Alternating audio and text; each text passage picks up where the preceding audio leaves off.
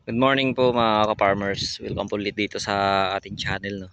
So ito ngayon mga ka-farmers yung update dito sa ating talungan na saktong isang buwan na po ngayon. So ilang araw na po yung ulan dahil nga po sa bagyong Inday at napakalakas po ng hangin.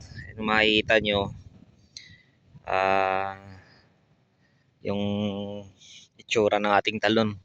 So meron nga doon siguro na lanta mga ka-farmers, siguro na ano yung puno nun, nagalaw.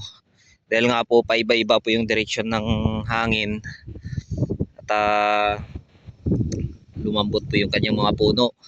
So schedule nga po sana ngayon mga farmers sa pagbibigay ng pataba dito sa aming tanim sa pangabuan, sa ampalaya, pipino, sa talong at saka sitaw.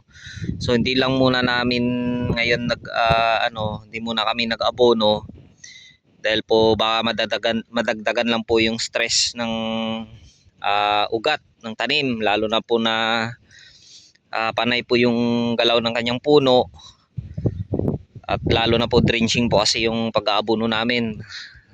So pag naabunuan ito, baka malanta lang siya mga ka-farmers, no.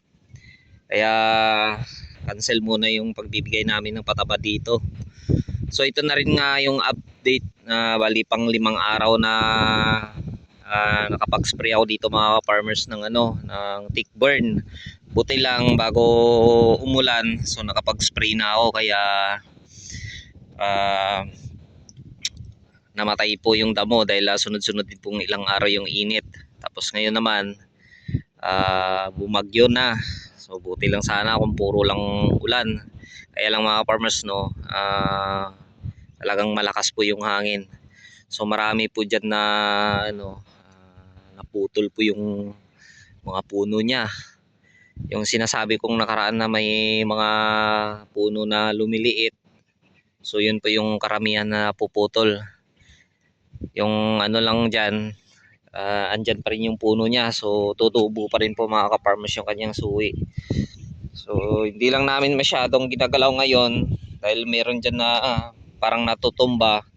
Hindi lang namin ginalaw dahil pag ginalaw namin yan mga farmers baka matuluyan, baka mamatay, no. Kaya pag tumigil na rin yung ulan at saka uminit na, gumanda na po yung panahon, babangon na rin po yan. Tapos mababa pa naman kasi ito mga farmers, no, kaya hindi pa namin nalagyan ng balag yung mga farmers. Ito yung sinasabi kong napuputol, oh. Yung may nakakabit pa naman. Kuhaan ko lang kung makakasurvive ba to. Sayang, malaki pa sana yan mga ka-farmers.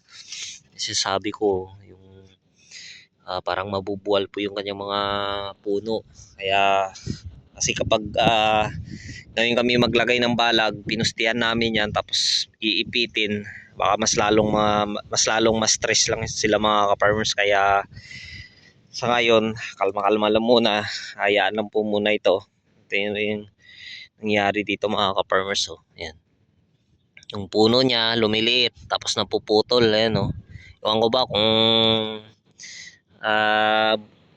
sakit niya ba yan o nasa variety ng Calixto. So hindi naman lahat.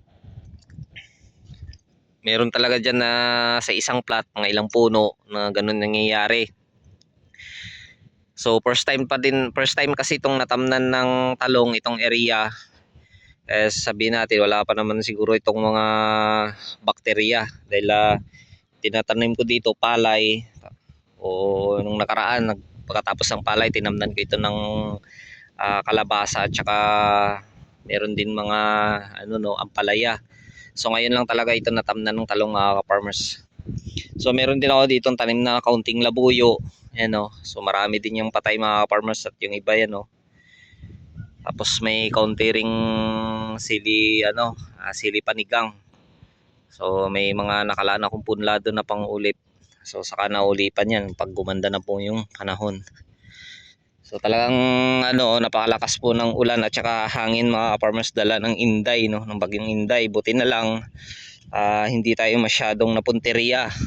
Medyo malayo-layo, pero kahit malayo talagang apektado talaga yung ating tanim mga farmers.